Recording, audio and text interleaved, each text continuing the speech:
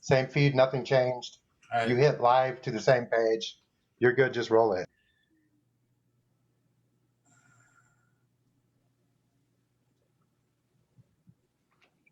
Okay, and we're on. Are we? Yes, we're streaming live on Facebook. Are we? Where's my page? Hey everybody, welcome to the show for live. We're doing this, the Great Internet Debates Hot Topic Commentator Roundtable discussion. Today is March 17th. Had a little technical difficulty, and here we are. So, we have some people on the call here. We have Rabbi Holtzberg on the call here from Chabad Monterey. And we have Steve Protus, publisher in Monterey with Foolish Times paper. We got Frank Perez, a musician out of the East Coast somewhere, parts unknown. All right. And we got Michael Houston hiding out in a bunker in Monterey. His guitar. The bunker. All right. So we were just in the middle of some discussions about some hot topics. And we're back to, what are we back to now, guys? Well, are you guys stimulated? Did you guys get your stimulus check yet? Coming in the mail? Is a check in the mail? Yes. It's in Somebody got your stimulus? Yeah? You guys got to do your taxes to get your stimulus or what? Yeah, it's definitely, it's now in my Coinbase. Oh, good. That's it. You stuck that check right in there, huh? I stuck it right in there. Ready to rock. Well, I haven't gotten mine, but I believe I'm going to get mine soon. So I'm excited about that. Yeah, everybody's going to get almost $1,400. And let's see, on March 11th, President Biden signed the American Rescue Plan of 2021. The new law increases premium assistance available through the exchanges for Cover California and some other insurances that removes the cliff, Obamacare, that removes the cliff that makes people ineligible for subsidies if their income exceeds the 400% of the federal poverty level. It's a new thing, a new twist with the insurance and for the world, for the state, for the nation.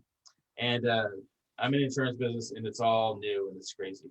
But there's some new positives that are coming out, and they've lowered the income guidelines from 8.5% or 9.5% to 8.5% of your annual income to get help from the government. So that's better.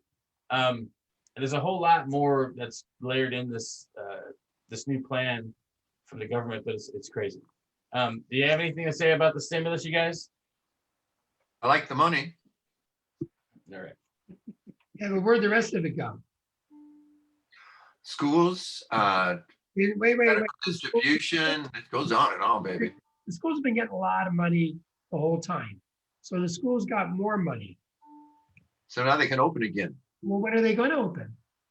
It's going to open on April. May 15th. Just throw that. I think it's going to be in April. Just throw a date out. Yeah. Okay. We need the money for it. Didn't they have enough? I mean, they wanted shots. We gave in to them. You got your shots. You got the money. Now, Wait, Steve, they got rid of SHOP. SHOP's over. They just test you now. No child left untested. Yeah. So you can't. What do you mean? You got SHOP. We got Greek and Spanish. So. Well, again, I know, Michael, you're an educator for years, and I respect that. But at the same time, there are kids, and my granddaughter, like I said, she's been in school for months, and there hasn't been a problem in her community. So, the fact that Biden said, I want to get, these schools open, then he kind of backtracked and said maybe one day a week, and, he gave in to the union. So why are the unions so strong, and why isn't anyone? And why are the scabs so weak? Look at Amazon. Why does Amazon open schools? I can't even use my computer. No one's holding Biden's feet to the fire to say, hey, this is what you said. Why aren't you doing this? I want these kids in school. I mean, don't you want these kids in school? I want to live. I only got my first shot so far. And that other guy, whoever he was, didn't get me no shots. You know, And he didn't mind us. He didn't mind people going on motorcycle, people conventions and murdering each other. we don't, well, we do know that it probably affected communities where they went back to, but you don't hear a lot about that. You don't hear what happened in Sturgis afterwards. How big was the breakout in Sturgis? The And numbers are up. How about that? Can't they just use old folks' homes in New York since the people who used to live there are all dead? well, they could. I think that's going to be where Como is going to retire. Yeah. All right, let's bring some law and order back to this call here. Okay, so I was appreciative to see some news about Native Americans getting a lift up this week. I don't know if you guys seen that, but the indigenous representation to start off with kids cartoons, right? Because your impression at a young age, right? And let's see, they have the new indigenous representation cartoons. New character shows promise. Let's see, there's a new PBS show called Molly from Denali, and that's a good one. And then there was another one that I forgot. Charles Little Bull. He's from the Lakota tribe, and that's an actual person that's doing that. And that's on Nickelodeon. And so it's showing them in a positive light, educated Indians, which they weren't shown as that before. Why is he a little bull? Huh? Why is he a little bull? Is he a kid? That's because he's a kid. He's a kid still. Maybe he'll be a big bull later after. His voice will change. Shane, I'm sorry. But then we have Deb Holland, who is the new U.S. Department of Interior, which is awesome, and she's Native American. Did you guys know that? Yeah. Yeah. And what I read on her Facebook page, she goes, "A voice like mine has never been in the cabinet secretary or at the head of the Department of Interior. Growing up on my mother's Pueblo household made me fierce. I'll be fierce for all of us, our planet and our protected land. I am honored and ready to serve." And then she wrote the other day, "Today I stand on my ancestors' shoulders, ready to serve as the first Native American to serve at the cabinet level." I think that's huge for our country and for citizens of America that we're moving in this positive direction. Do you guys have anything to say about that hot topic? Well, if they have to vote 100 miles from where they live, that's not such a good fix with those some of these unusual rules where states like Texas put one voting booth in every county, some big counties out there. And what about Steve McQueen, man? Small axe. You don't want to know about the Caribbean people in London? What life was like back in the 70s, man. That's the worth seeing. You should look at that. And I'm good. I mean, the fact that this white supremacy stuff is thinning out, but they still want to make sure that you don't get to vote. So I'm thinking I'm going to start giving money back to Stacey Abrams to get people voting in Georgia, because there may be many complaints from people, but teachers have a right to live. We got to be safe. We got to get our vaccines, and I think that they should take out that monument to Mr. Kirshner in Israel, where they put it, because he just did it for money. Any more? Twice. Cool. Thank you. Can I have my seconds back? What happened? Okay. 4 seconds. 10 more seconds. Okay. Rabbi, you have anything to say about About the stimulus, about the vaccine, about what? about About the Native America? What do you want me to talk Native about? American uplift right now? It's always good that any minority group in this country that they get recognition. It's always a positive thing. Very good. Frankie, you got anything? I agree 100%. Yeah. 21-year-old shooters that are trying to start a civil war about pornography are not a good thing, and I don't recognize them. Yeah, that's not good. So let's is everybody good on that topic? Let's switch to opening up for coronavirus, and then we'll move on to the rabbi. So the coronavirus, everybody's the whole nation is kind of in turmoil, is in a flex. Like some people are staying in, some people are going out. There's a lot of mixed messages going on in our country right now, and with these variants of these variants of the coronavirus, this is going to be an interesting year. Might be a long year as well. Steve? That's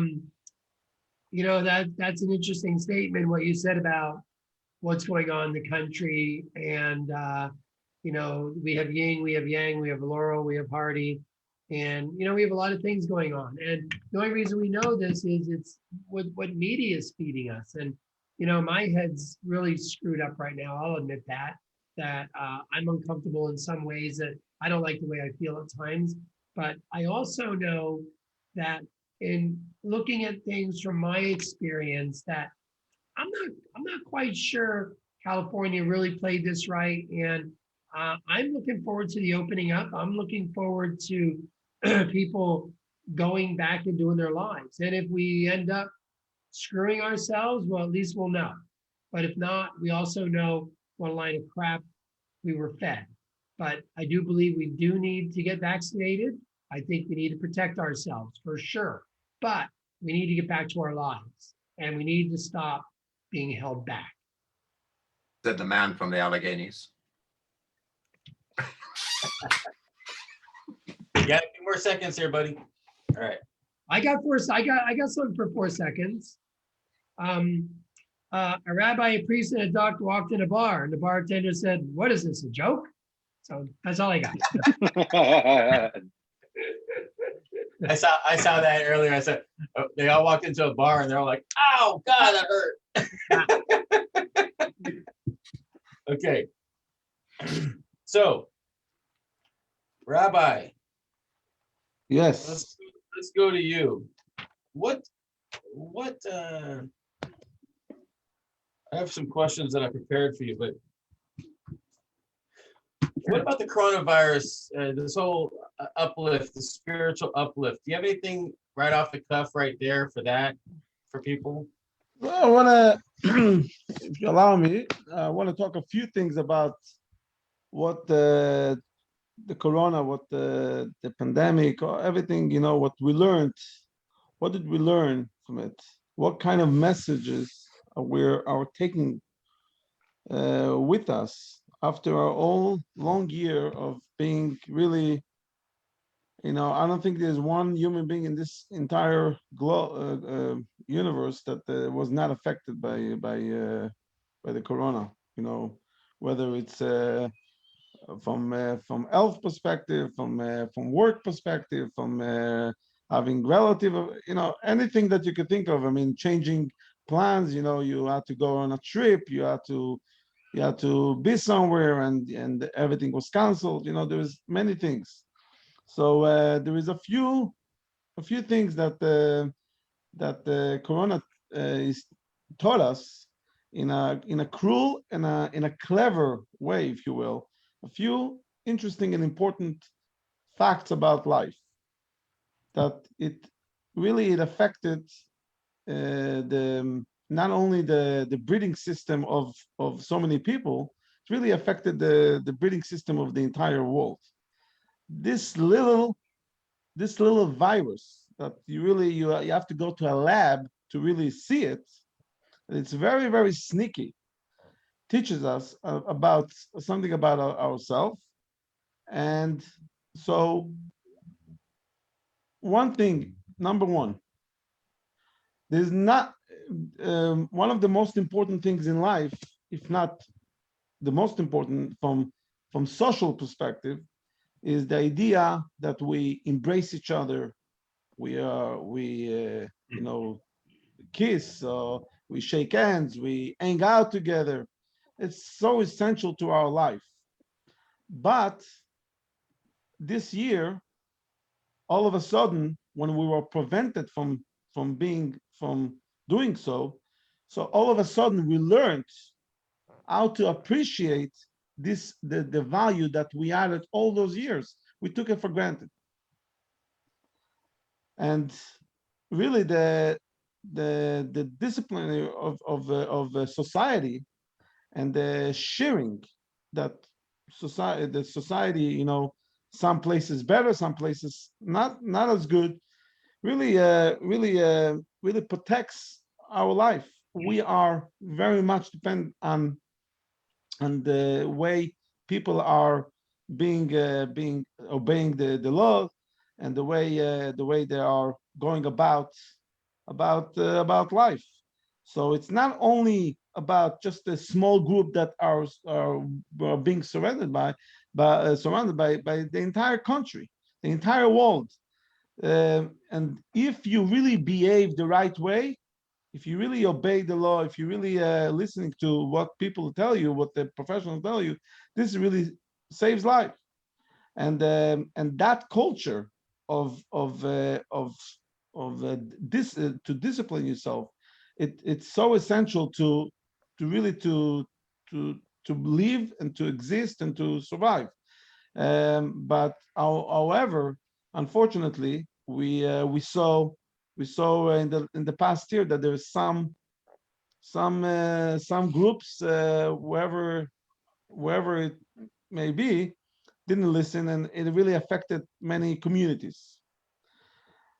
Another thing is that what science that man created, and so many years, thousands of years of civilization, it's not as developed, it's not developed enough in order to protect us. It just shows that you know, the human being that invented the computer, invented the tires, invented the gas, medication, we reached the moon. But over here on this earth, there's a little sneaky virus that it teaches us a lot of lessons. Very nice. So, thank you, Rabbi. So, you're from the Chabad in Monterey, Right. and the first question that I have for you, besides that, if you guys don't mind, unless you guys have a response to the Rabbi, what are the different sects of Judaism, for starters, for people that don't know? I mean, there is there are three main sects, I would say. There is Orthodox, Conservative, and Reform, which there's about in the world is officially there's about, anybody knows how many Jews are in the world? Less than 1% of the population. Number. I don't know. Anybody knows? 12. 12? All right. Yeah, it's debatable. I mean, depends who you ask. Depends. So, I guess on a good day, they say there's about 40 million, but I don't know. It's really anywhere around that number. Most Jews live in two countries, in Israel and in this country, United States. There's Jews really in many places, South America, in Australia, in Europe, but mainly in two places. Anyways,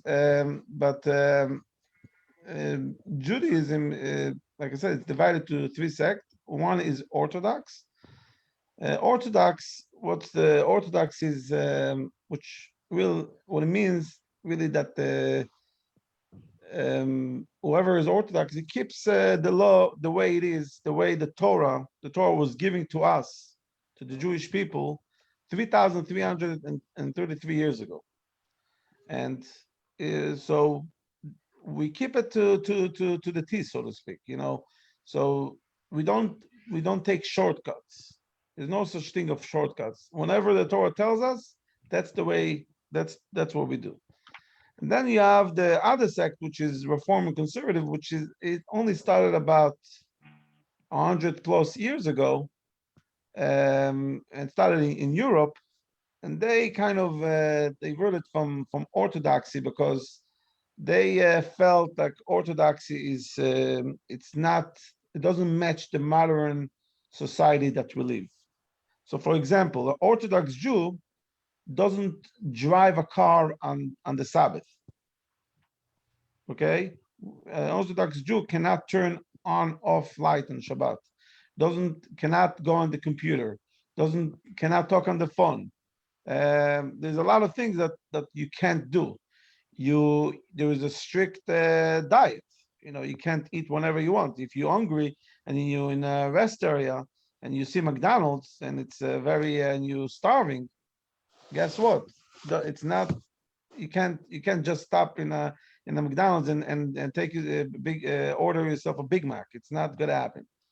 That's Orthodox, but the Reform and Conservative, they see it a little bit different. More the Reform, they literally what it means. They reformed the Judaism, which they made it fit to the 21st century, which means that that there's a lot of things that they don't make you you could you don't have to keep the Sabbath, you don't have to eat kosher, and Passover is coming up next week. Next Saturday night is Passover. So from the first night of Passover, for 8 days you can't eat any leavened bread. You can't. No pasta, no pizza, no nothing. Only you can eat matzah. Okay, which is unleavened bread. That's what you can. I mean, you can eat other food, but I'm saying as far as like carbs, that's where you can eat. Tortillas? So what? Tortillas? What? Can you have tortillas? Tortillas. Tortillas. Maíz, it doesn't have. It's not. Flour If, tortillas. if it has yeast, so you can't. No. No, you- Anything that has yeast, you can't have it rise, basically. So that's what it means. So when you make the matzah, how do you make the matzah? You use flour and water, and you have to make sure within 18 minutes it has to be already baked. It's very quick because more than 18 minutes, it's already. This is the amount of time that the dough rises, and it's too late. So that's the way it is. So those are the laws that you have to keep. Reformed Jews, a lot of them, they don't. They maybe they eat the matzah on Pesach, on Passover, but they don't keep it for 8 days.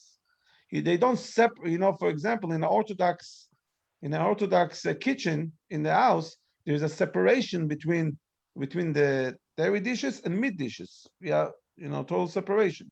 You're not allowed to cook on the same pot, the same frying pan that you fried, let's say, burritos with cheese. You can't use the same frying pan to fry burgers. For example. You must So you have a lot can't- of pots and pans in your house, huh? Yeah, there's separation, exactly. Yeah. And they have. And also the gluten-free separation of the Passover dishes. We have a separate Passover dishes. You're not allowed to use the same dishes that you use all year round. You can't use it on Passover. So there is a lot of restrictions. That's the real difference between Orthodoxy and so I would say Orthodoxy, the more into the religion of it, and the Reform, the more into the culture of it. And out of the So, 40 million Israel Jewish folks in the world, how many of Not that 40, not 40, 14, I think. 14 Yeah. million? Big difference. Okay. Out of the 14 million, how many think are Orthodox? How many are Orthodox? It's a good question. I would say there's about 3.5 million, something like that. 3.5, 4 million. Most of Jews in America, America is dominated by Reformed Jewry. Okay, we're going to take a timeout. I think Michael has a question. I want to know about the Kabbalah. Every religion, my studies of early Christianity and Buddhism and Islam, there's the Great Raft, and then there's a smaller one where there's more this mysticism. So what's with this Kabbalah mysticism in Judaism? Right. Is So everybody in it? Is it open to everybody? Is it a sect or what? It's a very deep learning. It really speaks a lot about the relationship of God to the human being, the relationship to God with that God has with the world. There's a lot of it speaks about, for example, we have in our we possess in our life, in our being, we have what we call animal soul, and we have a godly soul. The animal, we are very similar to animals in many ways. We eat, we drink, we do our things, we need to sleep. We care about ourselves. So in many ways, we are very selfish. So we like the animal. Then we have the godly soul, which is selfless. The more the spiritual, when you become spiritual, that's the godly. So that's the Kabbalah speaks about it. We have the three level of intellect. We have the wisdom, understanding, and knowledge. Then we have the seven emotional intellectual characters. We have kindness. Where does kindness come? It comes from the heart. Being like mean spirited, also it comes from the heart. And then you have the combine. You have that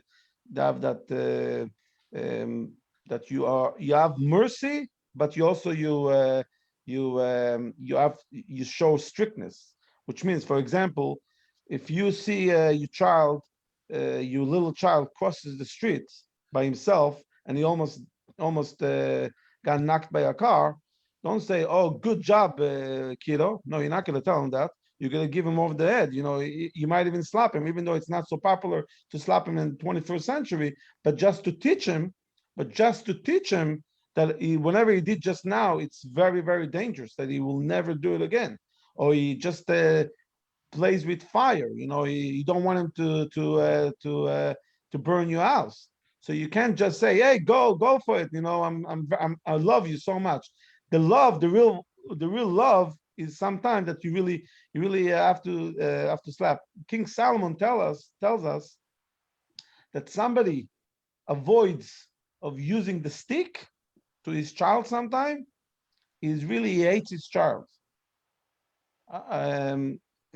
Which means literally what she's trying to say is that sometimes you have to discipline your child. You can't just say, I don't care about, just go have a party. That's not what it's about. Catholic You have to nuns do it. love children. What? I was talking to Steve. Catholic nuns when I was young, they really love children. They would beat the bejesus out of us. Listen, I mean, that's what I'm trying to say. That there is, you have to know when to do it. Just it's not about abusing your child, God forbid. No, that's not what it's about. It's about when to do it. If a child, if you have a way, I'm not. Don't get me wrong. I'm not saying that you should slap your child, but I'm saying sometimes you have to discipline your child. If you have another way to do it, God bless you. That's not what I'm trying to say. That sometimes you have that combo of being kind, and because you're so kind to your child, because you love your child so much, so sometimes you have to discipline him. You have to make him cry. And And not necessarily that you have to make sure that he cries, but you have to kind of make him think whatever he did just now, it's not right. You understand? if I'm good, can I go to heaven if I'm Jewish? If What was you're that? good, you could go to heaven. You want mute for a second, Rabbi? I guess you're not going to heaven, Michael. I heard that one before. Listen, I'm not God, and I'm. Listen, all I know is that we as human beings, we have to do good things in this world, and anytime that you do good things in this world, it doesn't go unnoticed. Everything that you're gonna do, you get reward for it. That's what we have to believe, and we have to trust that this is the system, and that's it. Yeah. So, Michael, can you hold your thought for a second? Yes. So dozens of fragments of the Dead Sea Scroll were They just found them. discovered after nearly 2 millennia. How long is that? That's a long time. These pieces, the pieces of parchment are small, some minuscule, but they're big enough to draw wisdom from. So here's what they got from it today. If you didn't hear it, this is what it was. This is what was put out there. Very similar words to what you were saying, Rabbi. It says, "These are the things you are to do." He quotes from one of the fragments, Greek text: "Speak the truth to one another, render true a perfect justice in your gates, and do not contrive evil against one another. And do not love perjury, because those are things that I hate, declared the Lord." And then there's more information about, but that was what they pulled together, which is really good information. That's really, I mean, and then there was and then I know that our history goes back 3,000 or 5,000 years. I got a Jewish calendar up there. It's like 5,000 something. And then that's from the creation. Judaism is the Torah was given to us, like I said, 3,333 years ago. And Wait, then Yuval Harari tells me that human beings, he's at Hebrew University, Yuval Harari, he's what about developed him? Yeah. thought when You listen to him? You read his book? Yeah, I did listen to him. He's gay and nice and all. But how about God stops talking in my Bible after Job? And so he said, happy hour with the devil, and says, nobody likes you, God. And God says, no, Job likes me a lot. And he says, well, okay, well, why don't you go kill his family, destroy his wealth, give him a horrible disease, and see if he still likes you. And Job, being a good guy, says, oh God, creator of the stars and the heavens. And you think, Job, are you being sarcastic now? And did God learn to be nicer after that?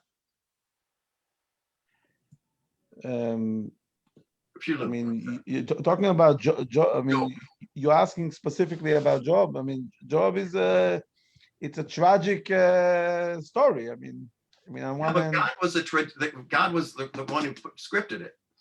Yeah, I mean, well, that wasn't very nice. It's a person. I mean, there is many theories about who he was. I mean, there is some opinion that he was one of Pharaoh's advisors. King Pharaoh, the one that slaved the Jews. So he was one of his advisors, and he's the one that was silent actually. That's why he abstained. So to abstain is not a good thing. You have to voice your opinion. So he didn't voice his opinion, kind of, because by abstaining, it's kind of show that he agreed with King Pharaoh's idea. But he also agreed with God, because he kept thanking God for all the horrible things. Right. So that gets us to Mark Twain. Mark Twain thinks human beings are God's sarcasm, that we thank God for all the horrible things that he does to us all the time. We always have to thank God. The Judaism teaches us that we always have to say thank God. Anything that happens to you, you always have to thank God, whether it's something good that happened to you, something not good. And by the way, it says that there's no such thing that evil comes from above. What does it mean? It means that even sometime that you are experiencing something that it looks evil to you, looks bad to you, you don't know the plan. We are finite people. We don't know the big plan. A lot of times you think, oh, why does it happen to me? When you really know, if we would have known the big plan, we would have agreed with everything. But the problem is we don't know. We assume things. We think that we know, but we don't know. We really don't. Irish people know. We just offer it up to the Blessed Virgin Mary. I don't know what she does with all our misery, but I don't know either. Well, we don't know, and you're right, Rabbi. And I think what you're saying is very true. And a lot of religions will say a lot of the same things as far as what we need to do and how we need to praise God. We need to be more understanding, like-minded. We need to be kind. We need to discipline our children. We need to be good people. We need to have good hearts to each other. And I got a kick out of earlier, I don't know if the folks watching this actually saw the little spoof on landing on Mars, but you look at what we're doing right now in outer space, and there's no way that was real because Chuck Norris has been to Mars, and that's why there's no life. He already killed it all. And Now we're working on Earth. It's going to look like Mars next. it is, but you know, when you think about this, and we talked about this weeks ago and laughed about Mars and how the rich people are going to live there and us poor are going to be stuck here. There's some, I think there's some truth to that. And as we're venturing out, are we looking for other lives? They're saying, yes, there are UFOs. So if there are, and we talk about God, we talk about disciples, we talk about the saints, you know, in Catholicism, the holy people that have presented themselves throughout the world to different people. These were men, these were women. So really, when we're talking about God, what are we really talking about? I mean, is it an alien? Is it a higher spiritual being that we're, and again, I was raised Catholic, so I have my own guilt. Wait, you're East Coast. All these people on the East Coast are Jewish. Yeah. There is some truth to that. But at the same time, I agree with you, but are we praising ideology? Are we, you know, I mean, faith tells us if we can't see it, you still got to believe in it. And that's the way it works. But Right. now seeing things, I will answer the question. I have an answer, but I need a 2-minute break. So you guys could continue to talk about something else. no, we're going to talk about you. No, Talk about me. I just gotta use a 2-minute break. Okay. All right. Sounds like a hot topic. Well, 2 have left and the 3 are left. Okay, so Steve, I like the way you bridged everything together there. That was very nice. well, I think there's a lot, and you know, I want to go back a little further to the whole Native American thing and being in the cabinet and having a Native American in Biden's cabinet. I think that's a wonderful thing. But my question goes a little deeper. Just because you're fierce on something, if I went into an interview, and again, maybe this is why I'm self-employed, is I'm fierce. I want to be here. I'm fierce. I'm not going to get the job. I have to be qualified. So are we putting people in place in government to say, you know, we're going to represent all people just so we can represent all people and not have the best person in that position? So, and this is a tough question because I want to be represented by everybody and have a broad stroke, you know, across the board. But are these people qualified and the best qualified to be there? In the Trump administration, he proved by having his family there, they were not the best people and qualified to be there. So are we being appeased by saying we need a yellow person, a green person, a brown person, an orange person, just so we have representation and not the best human being in that position? Is there something that you know about God chose the this? Jews, for God's sake. What? God chose the Jews, right? Weren't they the select, like the Mormons and stuff? And apparently they're like these guys that are in Pennsylvania that don't like to use phones. What are we chosen for? Why did he?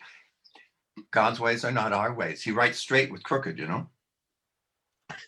And God's not nice sometimes, Michael. I agree with you. Oh no, we can't blame him for stuff that Michael, we were chosen. My understanding, and I don't know what Steve says, and I'm not sure what the rabbi is going to say, but my understanding is when I ask the question, "What are we chosen for?"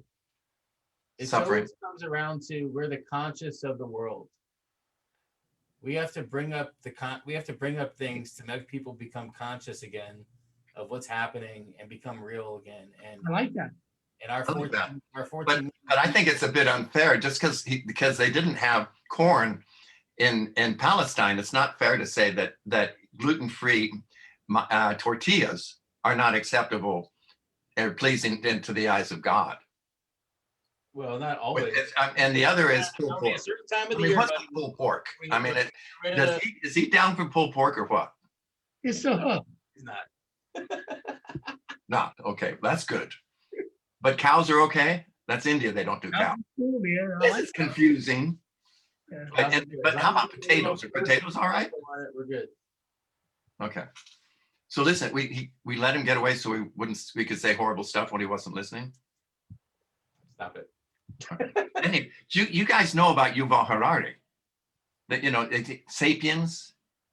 The guy explains the history of humanity and consciousness, and that 70,000 years ago, people were able to formulate plans, strategize, come up with ideologies, etc. Then there's the agricultural revolution.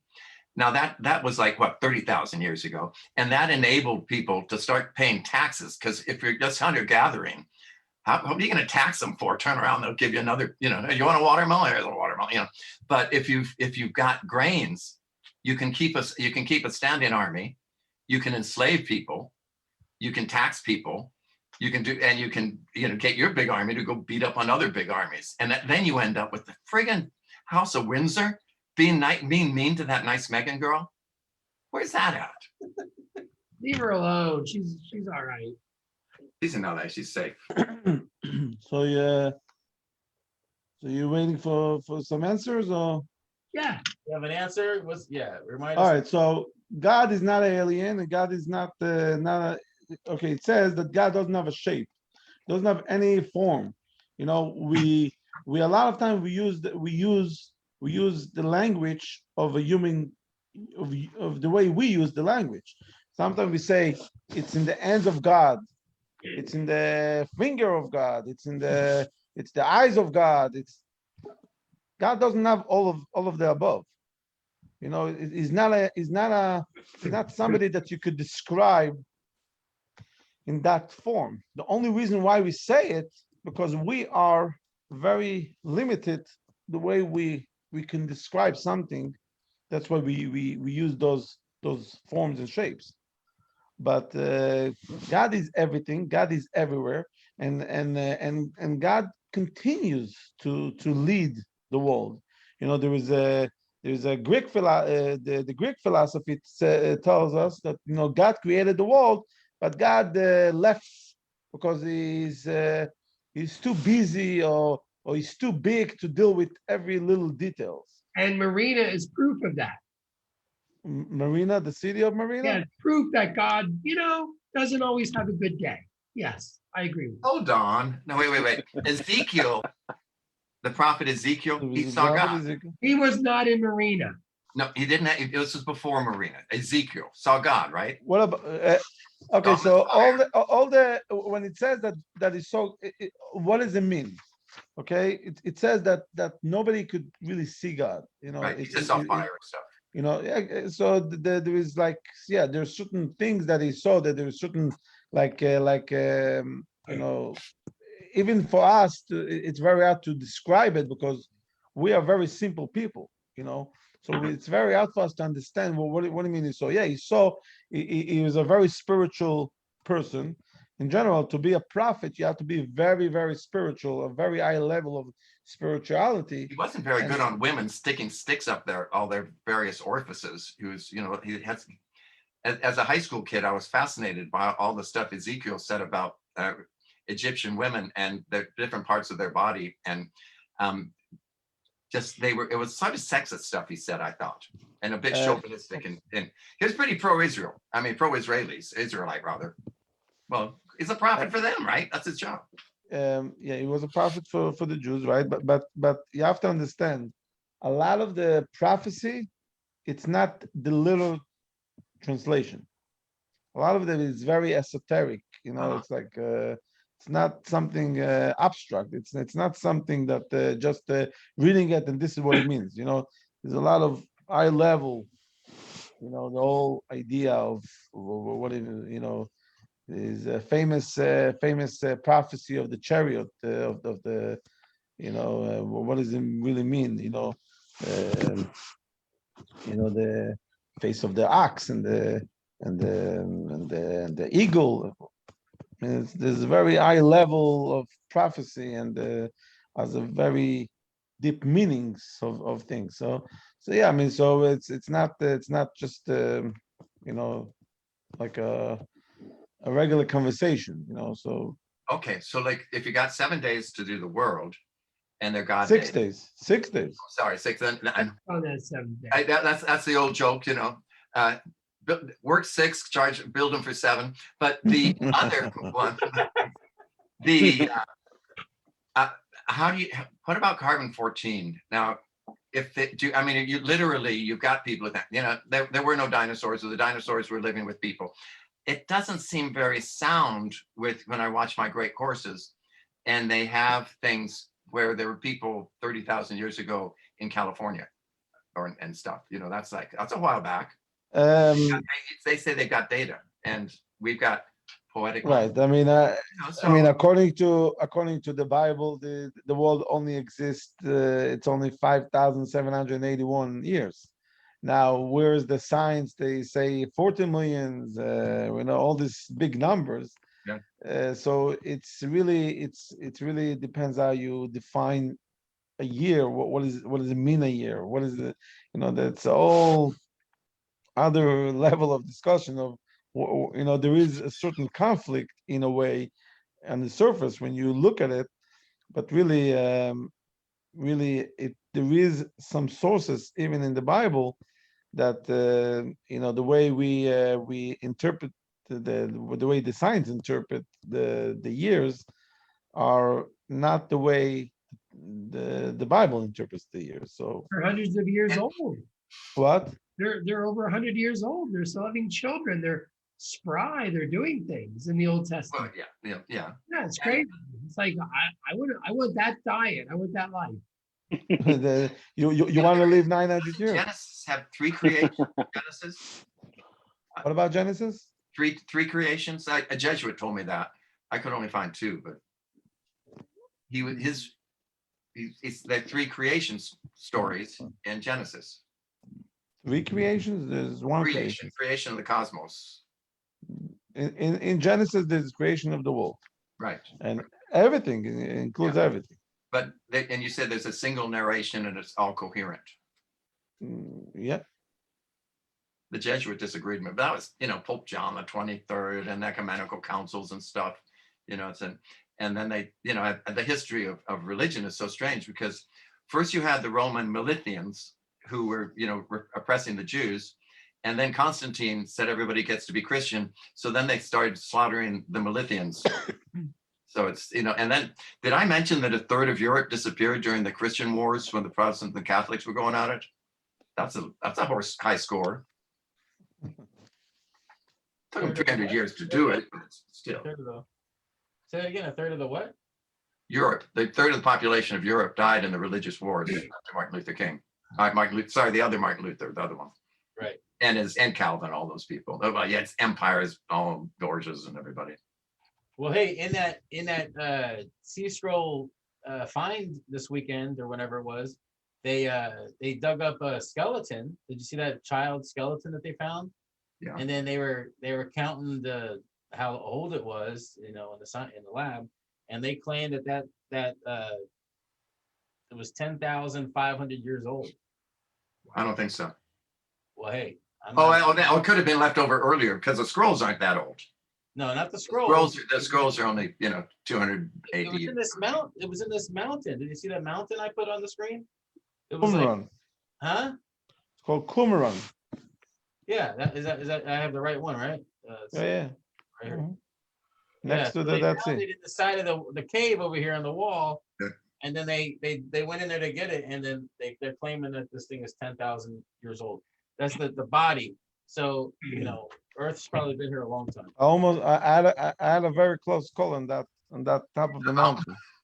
Oh I had a very close. I'm serious. There were these guys on another In mountain. 1995, I climbed that mountain, and the last second I lost balance.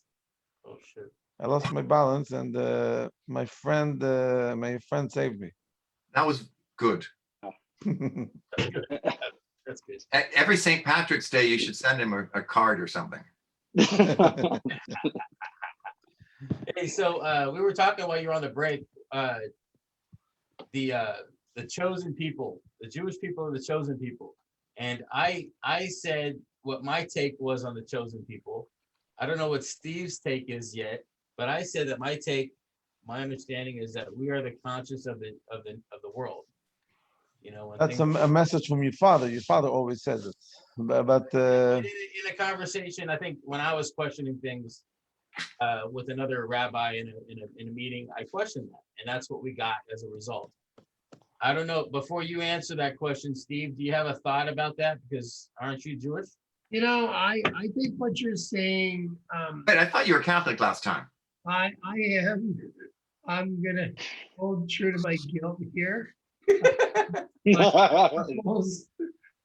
Here, I have my ruler. I'm used to it. I'll beat you. You know, we all have our thing in religion, and you know, if the Jewish religion is here to show us that consciousness and be that person for us, I am all for it. We need something to ground us, and I think in any religion, you know, we're all preaching about family values, peace, love, Woodstock too. It's all the same, but we're doing it a different way, and you know, it's big business, so it's big money, and you know, as far as being the chosen, if the Jewish religion wants to say they're the chosen, and here's the reason why, I'm all for it. Go ahead and do what you have to do and make us all better. And you know, if you said, Jay, there's what 1% of the world is Jewish, maybe we better do a better job of marketing that, because if the message is out there for these things, then we all need to participate and listen, because we all do need to get along. We all do need to start getting back to traditional values, and we don't have to beat our children. We don't have to touch our children, but we do have to be accountable as children and adults. I know there's consequences. So in this year, Rabbi, as you were talking about some of the changes and some of the things that are going on, we, I think, left God, we left religion out of the equation, and people were just angry. And I think we need to get back into that. Whatever we believe, we need to wholeheartedly be enrolled and also live and let live, because at the end of the day, we're all really saying the same thing. I noticed Native Americans always, you say, well, what does the name of your people mean? And it means the people. And they've all got their creation myths. They've all been chosen, and they all say they're here to take care of the earth. And I think the rest of us haven't done such a great job of that one. We haven't let them, and I think now we have a lady in the Secretary of the Interior that's going to help us out. I'm going with Kamala. I think she's part Indian, isn't she? East. She's part of everything, isn't she? East, yeah, Afro Indio. Okay. But I mean, like, she's like India, the one Columbus didn't get to. Rabbi, you have anything to say about being chosen, or? yes, so I just want to say that there is a whole, unfortunately, there's a whole myth about the chosen. So first of all, to be chosen, what does it mean really? It means that you know, when you choose somebody, when you pick somebody, let's say you pick somebody to be the president, to be the Secretary of State. What does it mean? It means that you have a lot of responsibility. Doesn't mean that you were chosen and that's it. You're free to go. That's not what it means. It means that you have to follow the history. The history is that, you know, Abraham was the first one to recognize that there was one God. And until that moment, the entire world was idol worshiper. But what about Adam? He knew God. He must have been the first one. Adam, yeah, but what about him? Well, didn't he? He wasn't the first one to recognize there was one God. No, I mean, he's the first to be born, but he doesn't. I mean, we don't see. I mean, the main difference between Adam and Abraham is the one that spread the news, spread the word. You know, Adam was they lived for, you know, he's the, I mean, important person in world history, no question about it. I'm not putting him down, but as far as like, he didn't do anything to change the world in that regard, that all of a sudden that people believing in one God, because that was not Adam's you know, that was not his specialty, you know. So Abraham is the one that much later on, by the way, in 1948, that's when he was born. I was born 47. Huh? I was born 47.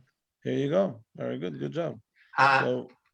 You know, the Abrahamic religions are Christianity, Judaism, and Islam. And they all, you know, that love is a basis to a lot of this stuff, treating people right. And the Silk Road was a big one in shaping Judaism to some degree, because suddenly you had rich guys and poor guys. And in Islam, you know, their version of a temple is much more like a social service center, according to some. And the Christians, I just remember those nuns beating on me, man. No, no, you want to do the best. You really would want to make the world a better place. And Native Americans are more committed to it. I mean, if Adam is like the first world eco criminal, you started bringing people in to wreck the place. So I just want to finish by saying that to be chosen, you know, it's people look at it the wrong way, unfortunately, because what it means, it really means that that God gave us responsibility, and God gave us the Torah. Because, by the way, I don't know if you know that this is a true fact, that God actually wanted to give the Torah to other nations. He offered it to other nations at the time, but other nations said no. You know, and because they asked what's in the Torah, they gave them different rules, different. There's a modern version of it, of what the nations, why they refused. So they say that you know, in the modern version is like God went to he sent angels to the French, and he told the French, you want to get the Torah. So the French said, what's in the Torah? He said, you cannot commit adultery. He said, no, that's not for us. And then he went to I don't want to sound not politically correct. In nowadays, we have to be very politically correct. I have to watch out. But nevertheless, he went to the Arabs, to the Arab nations, and they said, well, what do you want? You know, okay, we give you the Torah? So it said, don't steal. No, we like to steal. And then he went to the Germans. This version is in the 1930s of the previous century. So he went to the Germans and said, what did it say there? You can't kill. Said, that's not for us. We like to kill. And then he went to the Americans, and they said, do you want to get the Torah? So what did it say there? Said, honor your father and your mother. Said, we don't need it. We have Father and Mother's Day. Once a year, it's enough for us to honor our mother and father. Then he went to the Jews, and the joke goes, they went to the Jews and they said, what's the truth? He said, they said, yeah, we will do and we will listen. The joke goes, it's free, we'll take two, because we have two tablets. You know the old joke. So that's really what happened. That's the truth. The truth of the matter is, he offered it to other nations. Nobody wanted it. The Jews wanted it. Didn't they And the cook Jews up a got lot it. of it? And the Torah is what? The Torah is there's another myth about the Torah. People think that the Torah is a history book. Torah is not a history book. Torah, I don't know if you know what the Torah means. The Torah literally comes from the word guidance. Okay? Which means that the Torah is a book that's supposed to guide us how to go about life. If you obey the Torah's laws, if everybody would obey the Torah laws, the world would be really in a great shape. The problem is people cut corners. People do things that they shouldn't do, and that's the problem.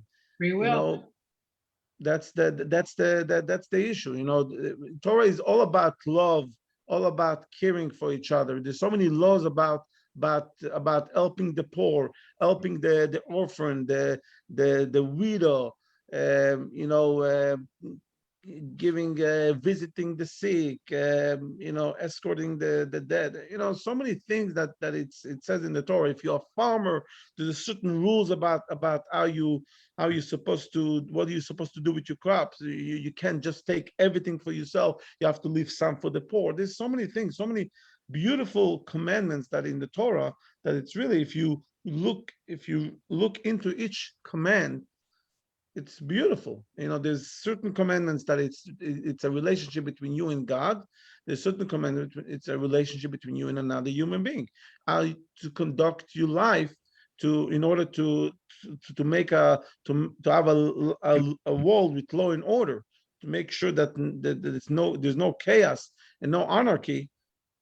This is the Torah tells you straight what to do. You know, unfortunately, our society today, it's not really, we're not really going the right way. You know, I don't want to get into politics necessarily, but if you look at it, you don't have to be a Democrat or Republican or American, or you could be any, you know, the Western society that we right now, there's a lot of issues that it's not really the best. And we have to find a way to correct things. Yes. So if it came out of the Babylonian captivity in the 6th century, that's when they had these stories floating around. There was oral tradition, but it got written up in the 6th century BC, Babylonia. So that makes us think about Babylon and Bob Marley, of course, because if we're looking for justice and freedom, there's a lot to be said for Rastas. And my dear friend Dredd lived a righteous life. Afro-American, Soledad brother, he did time in jail, and just and I'm just thinking of some of our dead people right now. Just lost an engineer friend, very secular guy, but so pure, and really, I mean, the light part of enlightenment, which is what God looks like. He looks like the light, you know, and we want to go towards doing that which is righteous and good. Mm-hmm. But you guys don't go for the payoff of heaven? Yeah. I mean, Catholics get to go to heaven, and Mormons get planets. We don't have hell. We don't have hell. Scientologists get planets, We have hell. like Mormons do. Yeah, they do. We have And limbo. Catholics get heaven. I don't Steve, believe in it. We have limbo. Catholics have the limbo, and we're in between. we got purgatory too. Yeah, well, yeah, we it depends where you are in the escalator, you know. So people coming out of Babylon probably had a lot of good ideas on how life could be better, having been enslaved by the Babylonians before the Egyptians got their hands on them, or the Romans, who weren't so nice either. Correct. So what I like about Judaism is that we like to we question things, and we question everything. And but before we go there, I'm glad that you know, in Judaism, as you can tell by the rabbi, we like to put the fear of God in our kids. Okay, before we move on, that was a joke about, you know. Okay, so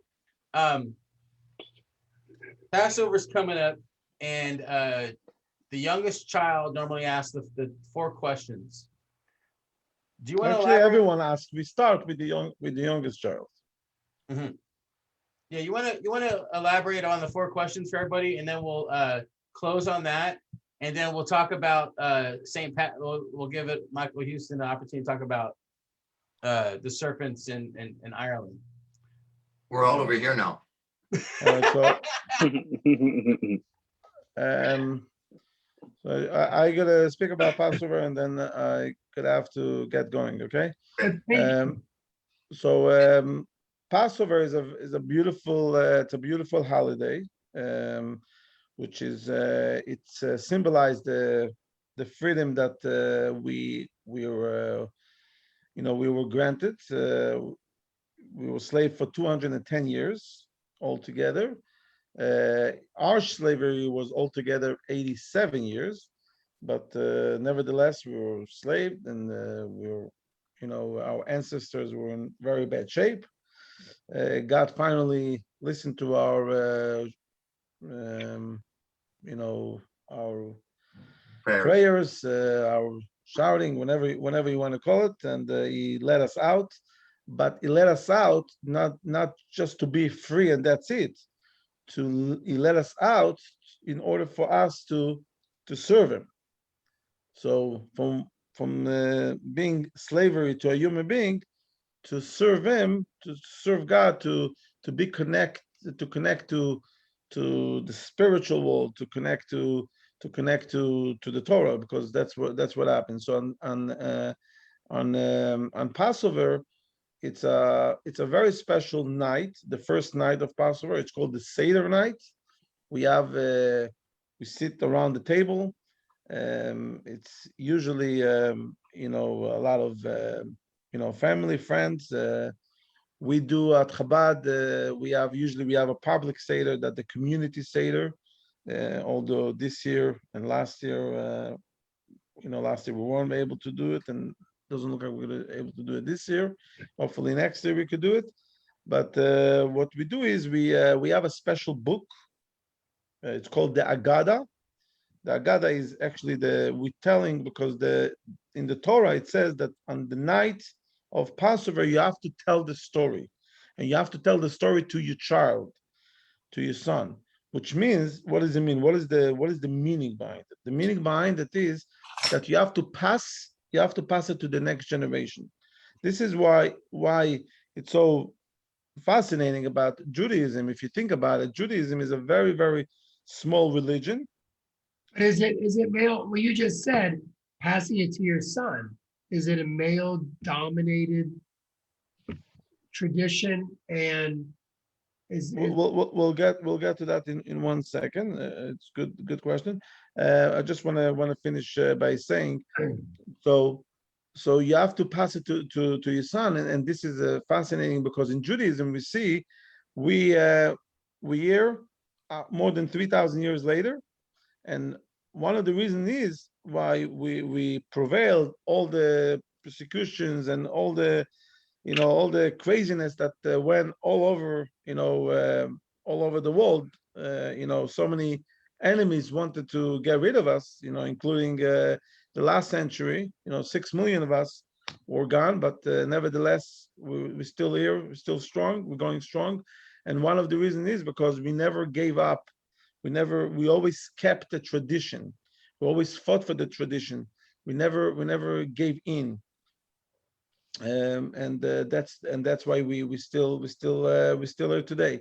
So the message of Passover is that we sit around the table and we tell the story. We tell the story how it happened from the beginning, and we praise God for taking us out of Egypt, and we eat special food, like we eat the matzah, the unleavened bread. We drink 4 cups of wine. Wine symbolizes freedom. We sing songs. We eat the certain traditional food to remind us about different things that happened to us. For example, we eat the bitter herbs. It's called the maror, it's a reminder that the bitter times that our ancestors were, what they went through, so there's different things, different beautiful traditions that that we do on the Passover, on the Seder night. Seder literally means order. We have 15 steps. You know, we all know of the 12 steps, but we have the 15 steps on the Seder night, and yeah, it's really beautiful. Now regarding if it's a male dominating religion, that's what you asked. Yeah, well, if you're going to, Pat, you talked about passing this down to your son. Right. God forbid you have 5 daughters. Right. What No, do you, yeah, it doesn't mean, okay, it says you should tell it to your son. It right, doesn't mean that your daughter, first of all, it doesn't mean that you shouldn't teach your daughter anything. You should still teach your daughter things, but we what do you call it? We do have the obligation to teach to the son more than the daughters. That's well, and that's I true. understand tradition, and but when you talk about, you know, the orthodoxy versus conservatives, Right. and this is where the lines get crossed, because, you know, if we're supposed to live in the world, and the world today is not a great place, and I agree with you, but again, we shouldn't be as gender specific. So as we talk about, you know, the Quran, as we talk about the Bible, and we talk about gender specific, women also play a part in the world today that they didn't 100%. years ago. 100%. But I tell you, this is where the crossing, and this is the misunderstanding, majorly misunderstanding. What? By the way, are you Jewish or are you? Well, during the week of the kosher lunch, my name is Steve Protestine, but my name is Protus. I am Greek and Irish. I Okay. have a Greek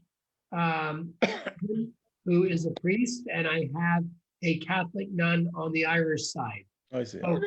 I don't care what I do in this world. I'm going to heaven. There you go. Very good. You keep doing good things in this world. But I want to tell you something. This is the problem that people, you know, I am 100%. I'm in agreement that nobody should abuse women. Nobody should take women as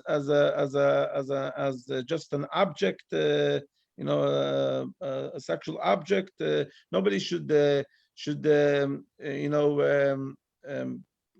just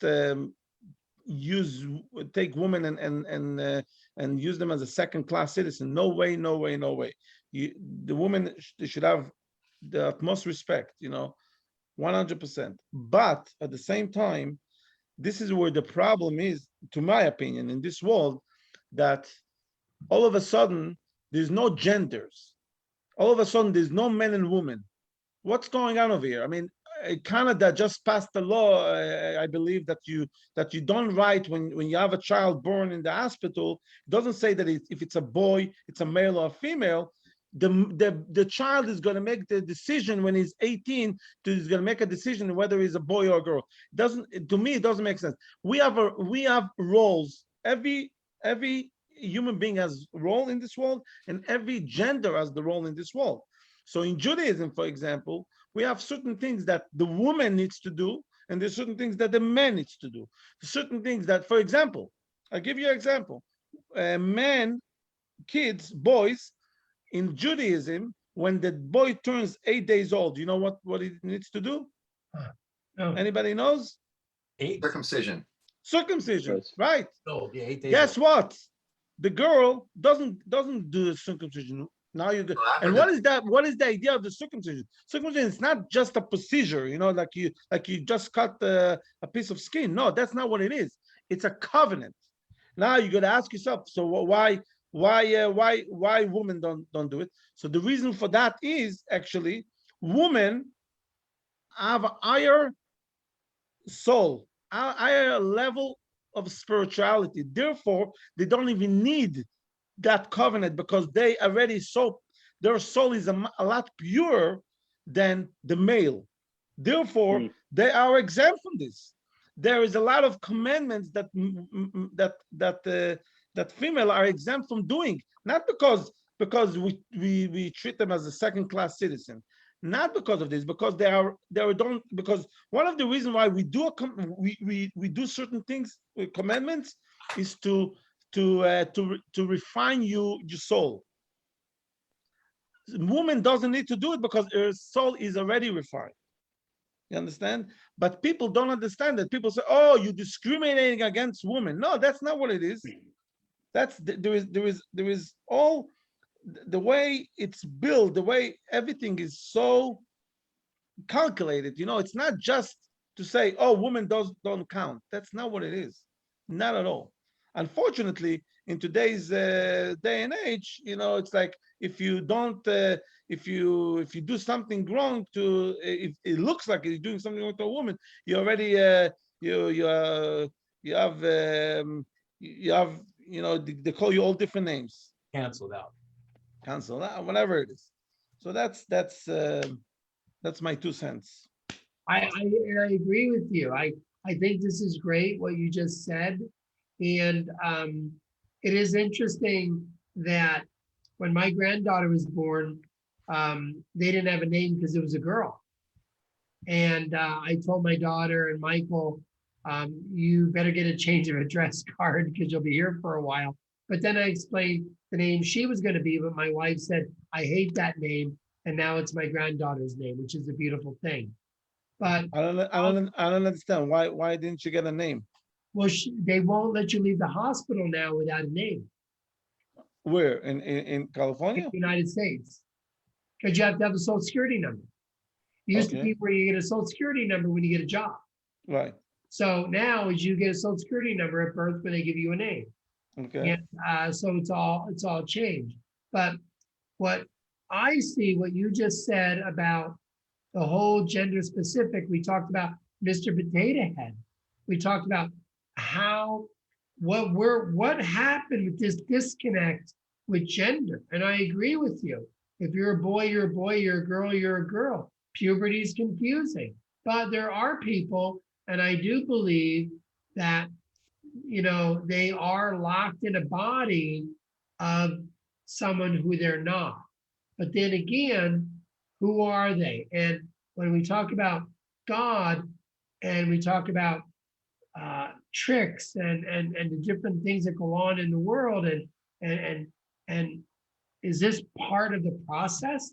What happens to people, human beings, that these things happen? And as a society, I do believe we have to be accepting of things, but where do we draw the line? Yeah, exactly. I mean, this is all you know. There's all topics that you could talk about it for hours. I mean, this is a very interesting topic. I mean, I mean, it's a hot topic. It's a hot button topic, and definitely there's a lot to say about it. But where do you draw the line, and what's going on? I mean, how much? I mean, we have to have the right balance. You know, that's what it is. I mean, you know, everybody could, you know, could decide, you know, all of a sudden, you know, that this is what's whenever I'm doing it's right. You know, guess what? I mean, not everything that you do is right, and don't force it upon the society. If you do it, do it in your own house. Nobody's gonna tell you anything. Right. But don't force the issue. But That's if an LGBTQ person walked into your temple or talked to you about that, that's a every case by case I situation. have news for you. I have quite a few LGBT you people walking in my congregation, and I never ever discriminated them. Good. That's a Never. beautiful thing. Yeah, nice. I never discriminate. I mean, I disagree. I have a certain disagreement with the way of, but I'm never gonna tell them that. You know, I never. You know, put it this way: if they could ask me, please marry me, I won't do it because it's against my conscience, against my principles. So I won't do it. But I'm not going to tell them what the way to live their life. I mean, it's a free country, and they may choose to live their life the way they want to live their life. Excellent. Can I Excellent. just point out Yeah, how Michael, wrong? go ahead. Up to you, Michael. Go for it. Stephen, that you've got these Johnny come lately religions, Abraham and that. I mean, let's go back to Isis, the old kingdom, Egypt. Now here's this moon goddess, nice lady, very mellow, has a lot in common with Saint Bridget. And so you just think you come to the Gospels of Saint Thomas, and Peter is talking and saying that Mary Magdalene cannot be one of the select, even though Jesus likes to kiss her on the lips and stuff. And Jesus says, come here, Tom, let me explain this to you, that inside of you, that her femininity will disappear and she will become one with the soul towards God. And so there's this is an interesting kind of thought. But I would just like to think about an old a late slave. This was St. Patrick, 432. The guy gets to Ireland. Excuse me, one thing. Like I said, I have to go. You did. It's very nice. It's very nice to meet you all. God bless you, and be a shining light. Yes. Into this world. See you next week. Thank you. Thank you, okay. Rabbi. Thank you. Rabbi, for joining us. Rabbi Holzberg, everybody. And this is the 4 questions that Jay could talk to you about, by the way. Okay. About the 4 questions that we asked in the Seder night. And remember, as the poet teaching at Brandeis University said, World War II taught the Jews in the modern world to be Nazis. And you go, whoa, that's a bit much. And you go, well, yeah, that Palestinian thing's a little bit awkward now and again.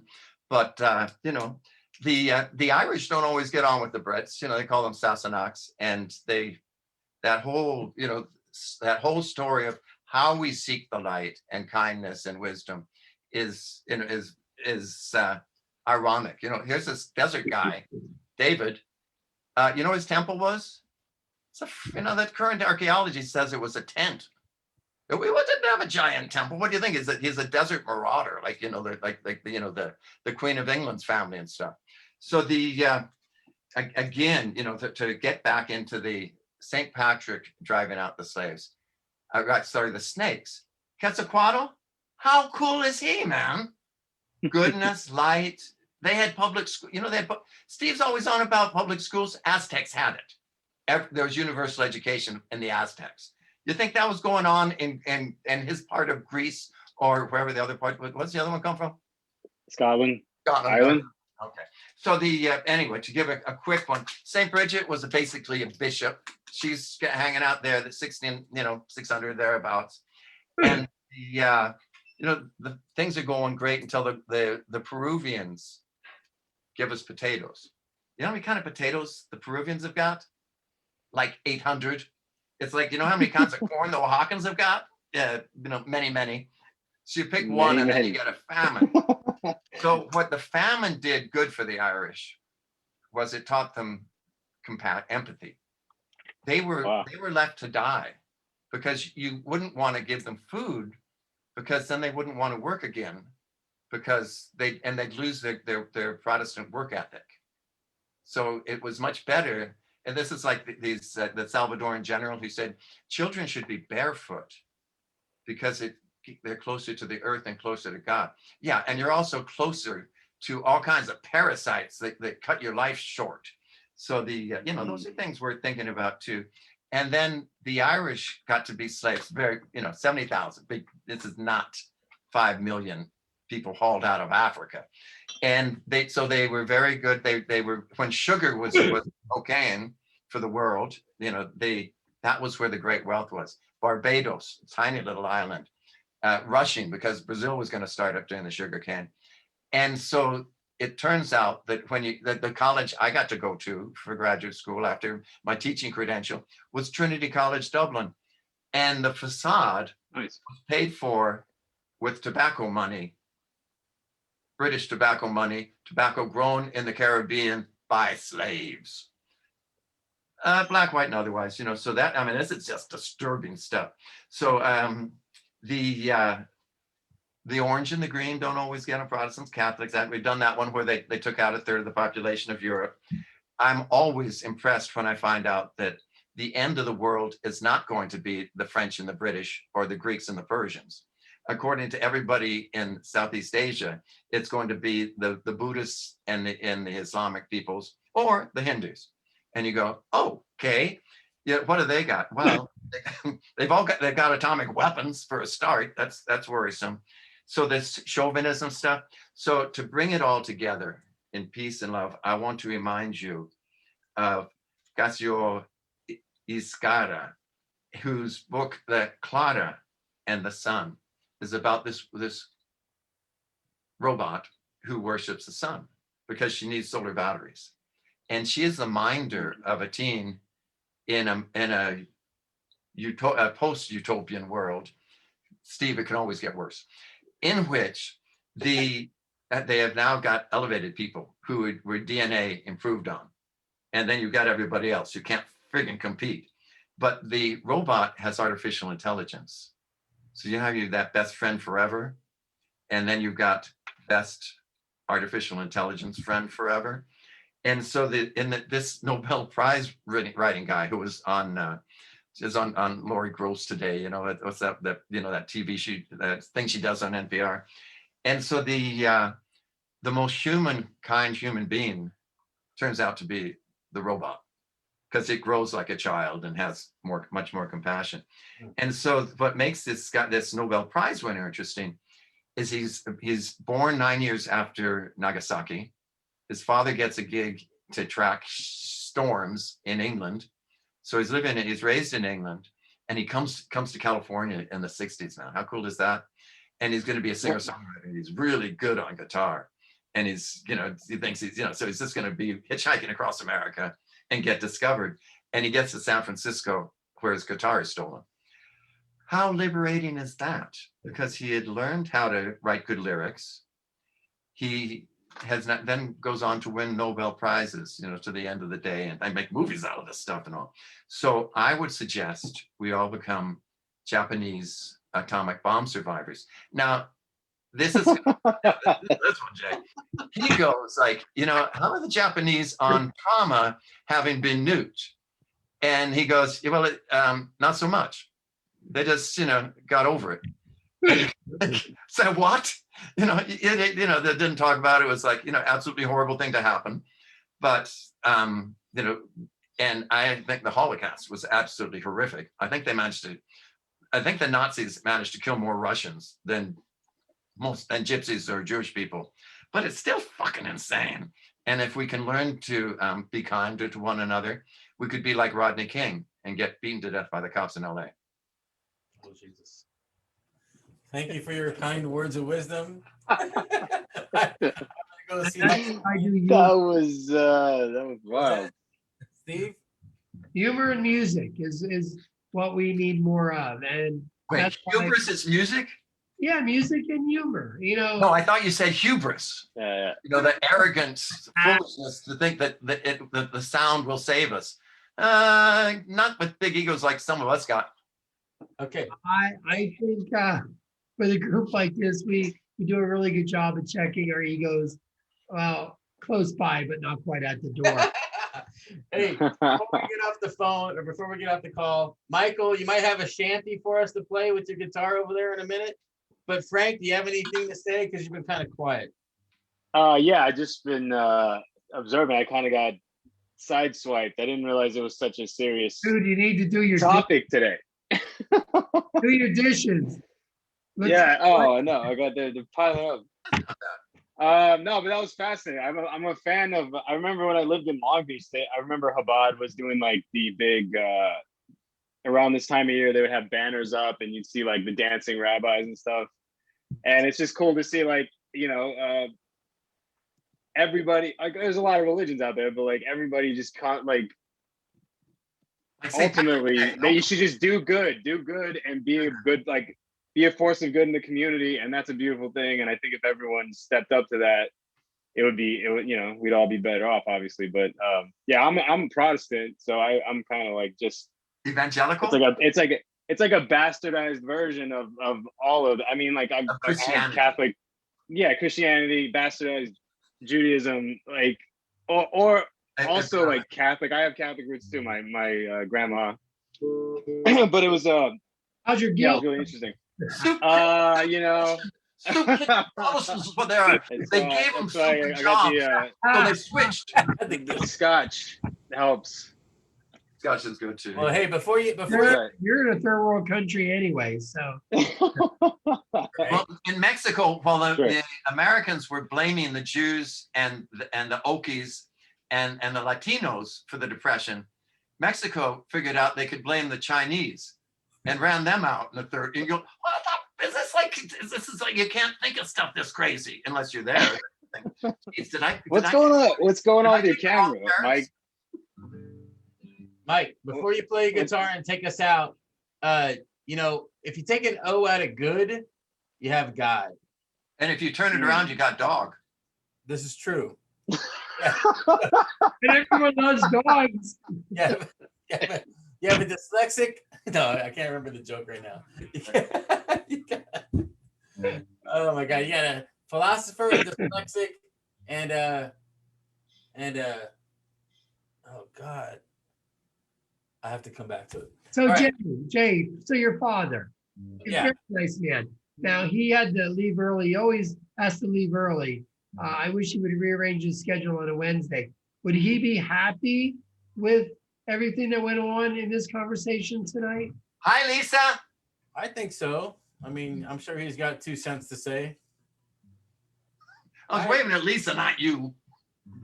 Give me the bubble. But yeah, we'll have to let him watch the show and get back to us next week. Sure. But Michael, I didn't think that I heard that there weren't many snakes already in Ireland. That's well, that's an absolute know. fact. Yes, I think they have some minor amphibians, but yeah, it's really thin for reptiles. It was too cold for reptiles. This is part of it, but there was a weather change. They were growing grapes until the grapes chilling, and then they had to switch over to whiskey and beer. I like that sales marketing pitch. Do it. All right, let's close it off with the shanty. Go ahead, Michael. Whiskey Thanks everybody for being on the call. Let's give it up for Michael here. A golden gray star, and I never will play the man where no more. And it's no name, never. No name, never, no more. Well, I play nowhere over. No, never, no more. That's more than enough, I suspect. No, encore. Let me get my guitar. Very far from the land. A captain he spies a mermaid so fair, with a comb and a brush in her hand. And the ocean waves do roll, ocean winds do blow, and we poor sailors, we go skipping right the top. And the landlords, they lay down below, below, below. And the landlords, they lay down below. And up spoke the captain of our gallant ship, fine old man way. That fishy of our mate is warned me of our doom, sink to the bottom of the sea. And up spoke the cook of our gallant ship, and a dirty old swine was he. I care far more for me pots and pans than I do for the bottom of the sea. And the ocean waves do roll, ocean winds do blow. We poor sailors, we go skipping right the top. And the landlords, they lie down below, below, below. And the landlords, they lie down below. Then speed teams round, spun our gallant ship, and 3 times round one sheet, 3 times round on our gallant ship, and she sunk to the bottom of the sea. But the ocean waves still roll, ocean winds still blow, and we pour sail as we go skipping round the top. All lovers they die down below. Nice. So the Irish got to America on lumber ships going back after the Canadian stuff got dropped off. Talk about steerage. It wasn't pleasant, but black people got it worse. I mean, you can only die once, but dang, like eventually the Ku Klux Klan and the Know Nothings, decide that, they want to get Reagan Democrats. It's just disgusting. Sorry. Crazy. Do you guys have your drinks with you? Yeah, a little bit. I do, yeah. You have something to say, Frank? Otherwise, let's do a cheers and let's get out of Let's do a cheers. Yeah. here. Cheers. Cheers. Thanks everybody for being on the call. Thanks for showing up every week and being a part of this. L'chaim, everybody. All right, Lime. Top of the morning, top of the night. I'll do you. All right. Blessings on out here. Bless you. Gotta get the rabbi to drink with us. A man is Get the Manish, bust the Manishovitz out. the rabbis. They got. Come on, let's get him dancing out there. Woo. L'chaim, everybody. Happy St. Patrick's Day. Happy St. Patrick's Day. Goodbye. Boom.